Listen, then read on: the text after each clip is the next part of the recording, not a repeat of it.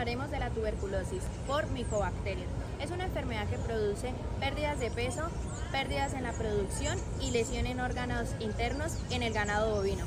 En cuanto a los humanos, produce enfermedades respiratorias graves y crónicas. Hola compañeros de Pitu. El día de hoy les hablaremos sobre una enfermedad que ha acompañado al ser humano durante muchos años, la tuberculosis. Enfermedad que incluso se ha visto reflejada en videojuegos, como Red Dead Redemption 2, en la cual seguiremos la vida de nuestro protagonista Arthur Morgan, y viendo que a lo largo del juego su estado de salud irá empeorando, hasta posteriormente llegar a su desafortunada muerte. Pero bueno, ¿qué es esto que afectó a nuestro protagonista? Pues bien, nosotros, estudiantes de Medicina Veterinaria y Zootecnia, les explicaremos esta enfermedad. En este caso, yo, Nicolás David Tasco Sarmiento, les hablaré sobre el modelo de Leeuwen and Clark. Mi compañera, con Iayana Avendaño, les hablaremos sobre la serie histórica de la tuberculosis. Y finalmente seguiremos con mi compañero, Ariel David Franco, y hablaremos de casos de investigación sobre la tuberculosis. Comencemos. Bien, ahora les hablaré sobre el modelo de Leeuwen and Clark. En este caso, tendremos que tener tres cosas principalmente en cuenta para este modelo: la tríada epidemiológica, el horizonte clínico y las medidas preventivas primaria, secundaria y terciaria. Comenzando con la tríada epidemiológica. La tuberculosis puede ser causada por una gran cantidad de bacterias, pero me enfocaré principalmente en una, el Mycobacterium bovis. Esta bacteria es un bacilo gram negativo que afecta principalmente al ganado bovino. Ellos serán nuestros hospederos, que posteriormente pueden ser pasados a los humanos de forma zoonótica. El tercer punto de la tríada epidemiológica es el ambiente. Necesitamos un ambiente adecuado para la proliferación de estas bacterias, que puede ser una temperatura bastante elevada, de aproximadamente unos 37 grados centígrados, una humedad elevada y también el contacto con fómites o objetos contaminados por animales que ya estaban infectados. Del mismo modo aplica para agua y alimentos, que pueden estar contaminados con los fluidos de estos animales. En el segundo punto de este modelo tendremos el horizonte clínico, que consta de tres fases. Una fase asintomática, que como su nombre bien lo dice, es una fase que no presentará síntomas, o por mucho presentará un síntoma de tos, que no será asociado a esta clase de enfermedad. Una fase temprana, en la cual se evidenciarán los primeros síntomas de esta enfermedad, como una tos un poco más grave, una emanciación temprana del animal, que es la pérdida de su estado corporal, una falta de apetito y una subida de sus constantes fisiológicas, como una taquicardia, aumento de la frecuencia cardíaca, y una taquipnea, que es el aumento de la frecuencia respiratoria. Posteriormente seguiremos con las medidas preventivas primarias, secundarias y terciarias. La medida preventiva primaria consta principalmente de las campañas, charlas, capacitaciones y vacunaciones de los animales. Las campañas, charlas serán para concientizar a los ganaderos de vacunar a sus animales y especialmente también de cómo actuar ante la presencia de estos animales claramente infectados. La medida preventiva secundaria consta de los test diagnósticos, que en este caso serían el test de tuberculina, para detectar a aquellos animales infectados y aislarlos de los animales que están sanos, evitando así la propagación de la enfermedad. Finalmente tendremos la medida preventiva terciaria, que consta de, desafortunadamente, eutanasiar al animal. Puede sonar grave, pero se ha demostrado que las terapias antibióticas no son efectivas con esta enfermedad, principalmente por dos cosas: la enfermedad no se cura del todo y el uso excesivo de antibióticos se verá reflejado en las carnes o leches que serán consumidas por el humano. Entonces, posteriormente seguiremos con la serie histórica a cargo de mi compañera Conia Avendaño. Como serie histórica de la tuberculosis, tenemos que en el año 460, Hipócrates describe esta enfermedad como una enfermedad que causa tos, fiebre y adelgazamiento, y la llama como tisis. En el siglo XVII, en Europa, esta enfermedad es una de las principales causas de muerte y la llaman como la peste blanca. En 1865, Jean Anthony descubre que esta enfermedad es contagiosa, mas no es hereditaria. Lo hace a partir de un experimento de que introduce pus en 2 conejos y estos 2 presentan la enfermedad. En 1882, Robert Koch, el médico alemán, descubre cuál es el agente causal de esta enfermedad y lo denomina como bacilo tuberculoso.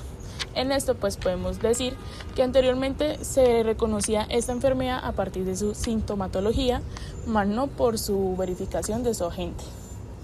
A partir de este año, en el 1890, Robert descubre que a partir de la tuberculina y pues las pruebas de la tuberculina se puede llevar a un diagnóstico y un posible erradicación de la enfermedad. En 1921, Calmette y Guarín desarrollan la vacuna para la tuberculosis. En 1943 se descubre que la estreptomicina es un antibiótico muy eficaz para el tratamiento de la tuberculosis.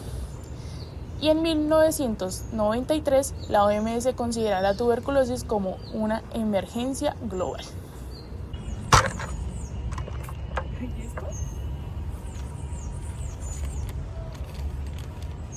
Primer caso registrado en Colombia. Vamos a hablar, compañero. Bueno, ya aquí en la sombrita y gracias al avioncito que nos mandaron por ahí, vamos a seguir con nuestra serie histórica. Vamos a hablar sobre los casos reportados aquí en Colombia. El primer caso reportado aquí en Colombia fue en 1976, que fue en el municipio de San Miguel. Este fue en el departamento de Boyacá.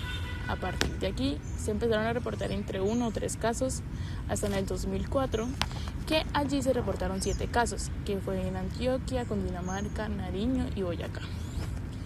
A partir de este año sí hubo un gran aumento de casos, llegando en el 2012 260 casos reportados como tal, que también estaba otra vez Antioquia, Cundinamarca, Boyacá, Nariño y Tolima. A partir de este año empezaron a disminuir los casos. Ya aquí en el último año 2024 se reportaron en total solo 14 casos. Sin embargo, en lo que llevamos en el 2025, llevamos un reporte de 14 casos, gracias al tablero informativo del ICA. Queda resaltar que gracias a la resolución 227 del año 2020, se llevan los lineamientos operativos y ejecutivos como tal para la prevención y control de esta enfermedad, ya que esta es de notificación obligatoria. Ahora vamos a hablar con Franco, que les va a comentar sobre una parte investigativa de la tuberculosis. La parte de investigación nos llamó mucho la atención un estudio de investigación que se hizo en 1979 sobre la reproducción experimental de la tuberculosis bovina a animales de laboratorio. El objetivo de este estudio era la observación del comportamiento de la enfermedad en los animales de laboratorio. La población de estudio fueron 29 animales, los cuales constaban en especies de gallinas, conejos y cobayos. Este estudio se hizo en un lapso de tiempo de 120 días. Pero ustedes se preguntarán, ¿cómo fue la metodología o el desarrollo de esta investigación? Bueno, es básicamente muy fácil. Primero que todo, se realizó la clasificación de los grupos entre gallinas, cobayos y conejos. Después de esto viene la parte más interesante, porque se hizo la preparación del inoculado, el cual constaba de tejido infectado con la bacteria, cual se utilizó para inquina pulmonar, ganglios linfáticos, tráquea, en fin, tejido infectado, ¿no?